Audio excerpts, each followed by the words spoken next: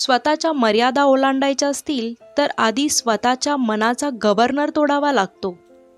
हे पुस्तक नाही, ही आत्मशक्तीची मशाल आहे. आजचा दिवस तुम्हाला तुमचं खरं रूप दाखवण्यासाठी आलेला आहे. सामान्य माणसांमध्ये असामान्य बनायचं असेल तर स्वतःच्या मनावर कवच चढवायला शिका आणि याची सुरुवात याच क्षणापासून करा. नमस्कार मंडळी, मी आहे स्नेहल आणि तुम्ही ऐकत आहात पुस्तक प्रेम, एक असा मराठी आवाज जो जागवतो तुमच्यातली सुप्त शक्ती आणि तुमचं आयुष्य बदलण्याची प्रेरणा देतो. आज आपण सुरू करत आहोत कांट हर्ट मी या पुस्तकाचा भाग 4. या भागात आपण पाहणार आहोत गव्हर्नर इन युअर माइंड, म्हणजेच आपलं मन आपल्याला किती परावृत्त करतं हे समजून घेणं. अनकॉमन अमंगस्ट अनकॉमन म्हणजेच असामान्यांमध्येही असामान्य ठरणं. या भागातील चॅलेंजेस आणि शेवटी कवचयुक्त मन ही अत्यंत महत्त्वाची संकल्पना. मागील भागांमध्ये आपण पाहिलं पार्ट 1 मध्ये कॅलस्ड माइंड, अकाउंटेबिलिटी मिरर, हेल वीक. पार्ट 2 मध्ये कुकी जार आणि भीतीवर मात करण्याची मानसिक तयारी. पार्ट 3 मध्ये taking souls, body versus mind आणि अत्यंत ताकदवान चॅलेंजेस. आज आपण त्या पलीकडे जाऊन मनाची साखळी कशी तोडायची हे शिकणार आहोत. आता या भागातील पहिला मुद्दा पाहूया. The governor in your mind, आपल्या मनाचा गव्हर्नर. आपल्या गाडीचा स्पीड कंट्रोल करणारा गव्हर्नर जसा असतो तसाच एक अदृश्य गव्हर्नर आपल्या मनात बसलेला असतो. तो आपल्याला सांगतो, बस आता हे शक्य नाही, हे खूप अवघड आहे, तू हे नाही करू शकत. पण गॉगिन्स म्हणतो हा गव्हर्नर खरं तर मनगटात भरलेली भीती आहे. आपल्याला स्वतःकडे प्रामाणिक राहून या गव्हर्नरला डिटॅच करावं लागतं.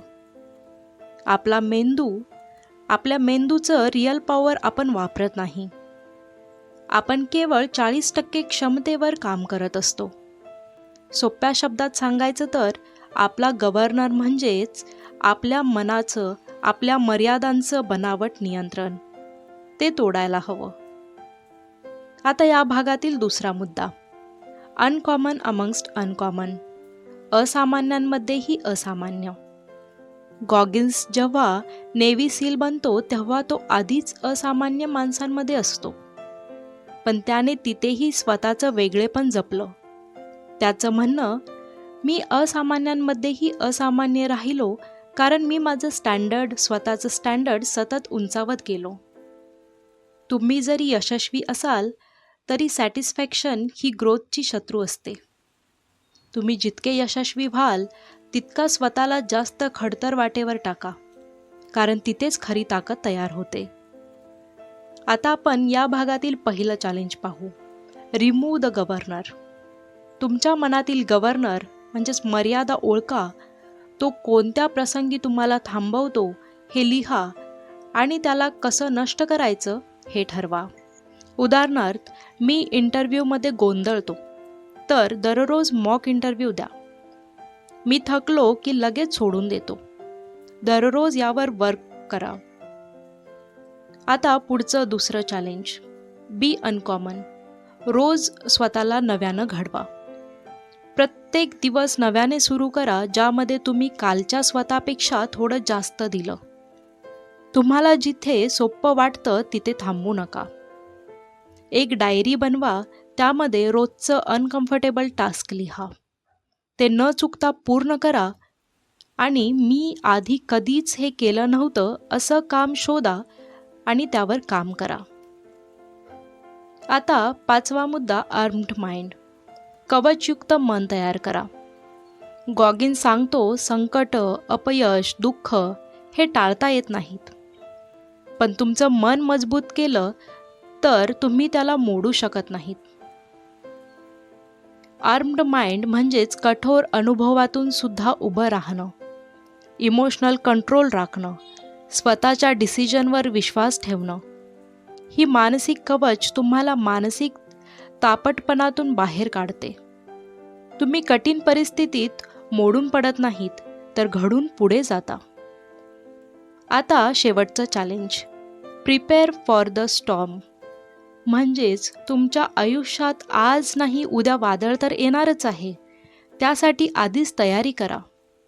दिवसातून 10 मिनिटं स्वतःची वर्स्ट केस व्हिज्युअलायझेशन करा. स्वतःला विचारा, जर हे घडलं तर मी काय करेन? मानसिक कवच तयार करताना तुमचं मन पूर्णपणे साक्षात्कारात ठेवा.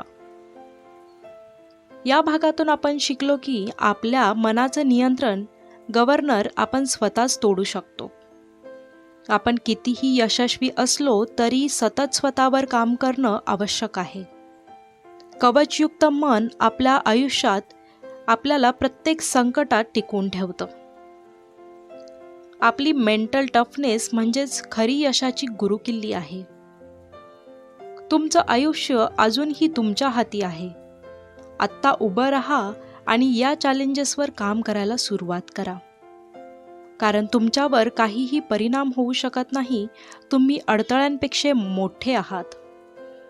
जर हा भाग तुम्हाला आवडला असेल तर नक्की शेअर करा आणि पुस्तक प्रेम या आपल्या चॅनलला सबस्क्राईब करा. पुढच्या भागात अजून प्रेरणादायी गोष्टी घेऊन येणार आहोत. तोपर्यंत धन्यवाद.